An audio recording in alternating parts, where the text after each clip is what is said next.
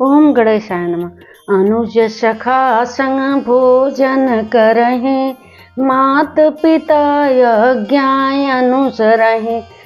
चारों भैया भगवान श्री राम एक साथ भोजन करते हैं अपने दोस्तों के साथ। उसके माता पिता से आज्ञा मांग मांग के सारा काम करते हैं और ऐसा आचरण व्यवहार और कार्य करते हैं जिससे माताएं और पिताजी एकदम खुश रहें।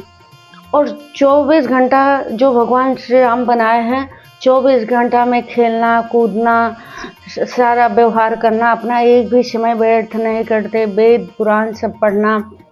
और उसके बाद जो है कि माता कैकेयी से भगवान श्री राम का बहुत लगाव है। माता कैकेयी बहुत श्री राम को मानती हैं, यहाँ तक कि पूरे अयोध्या में माँ कैकेयी श्री राम जी को मानती हैं। और एक बार भरत जी का तो परीक्षा भी लेके देखी और बोली अपने पास बैठा के कि भरत तुम मुझे सबसे ज़्यादा प्रेम करते हो कि राम को।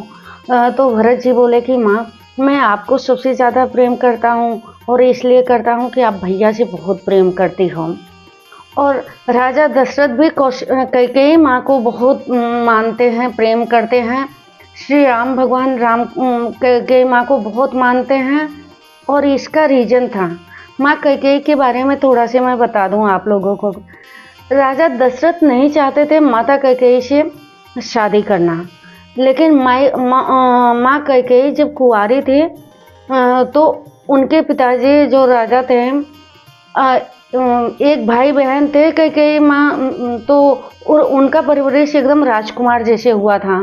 तो डॉक्टरी क्षेत्र में आयुर्वेदिक जानकारी, युद्ध में कुशल और व्यवहार क्षेत्र में कुशल, सब में कुशल थी और राजकुमार जैसा व्यवहार करती थी, राजकुमार जैसा पहनावा ओढ़ाव सब ऐसा।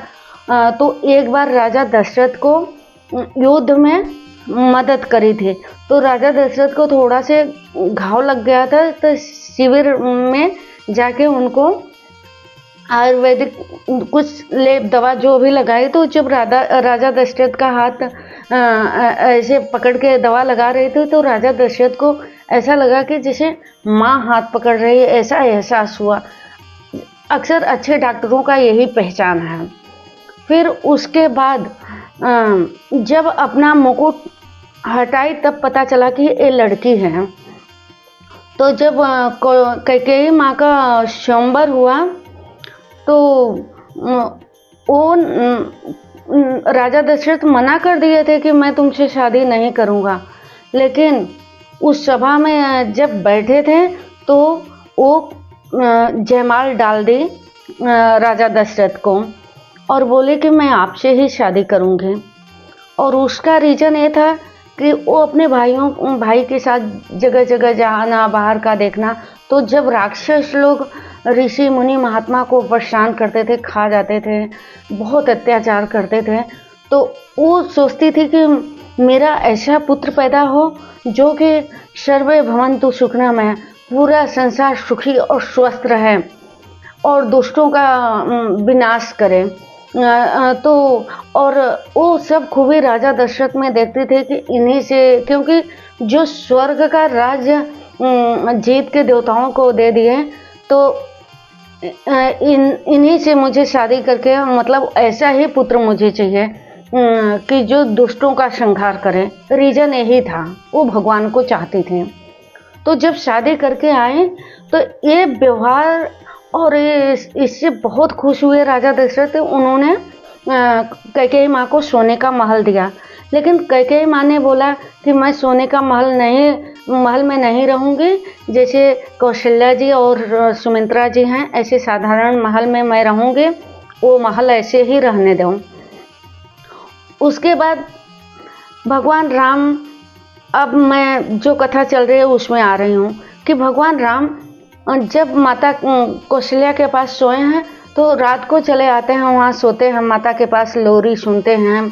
और उनके माँ के पास, कैकेयी माँ के पास अच्छी नहीं रहती है, क्योंकि वो भगवान हैं, वो अपने भक्त के हृदय की बात समझ जाते हैं और माँ को भी खूब सुख प्रदान कर रहे हैं। लेकिन खाली कैकेयी माँ का यही इच्छा नहीं पूरा हुआ कि वो उनके गर्भ से नहीं पैदा हुए, और भगवान जी पहले वचन दे चुके थे कौशल्या जी को कि मैं आपके ही गर्भ से प्रकट होऊँगा, तो यही रीज़न था। लेकिन कैकेयी माँ को बहुत मानते थे, यहाँ तक कि उठ के चले जाते थे और माँ ने बहुत बार परीक्षा ले चुका था, फिर भी जो है भगवान हर समय खरा उतरते थे, क्योंकि जानते थे कि भगवान जो है माँ कैकेयी मुझे बहुत प्रेम करती हैं, इसलिए उनका बहुत ज़्यादा लगाव कैकेयी माँ से था। इस कथा में माता कैकेयी और श्री राम का गहन प्रेम बताया गया है, माता पुत्र का। आगे की कथा अगले भाग में पेश।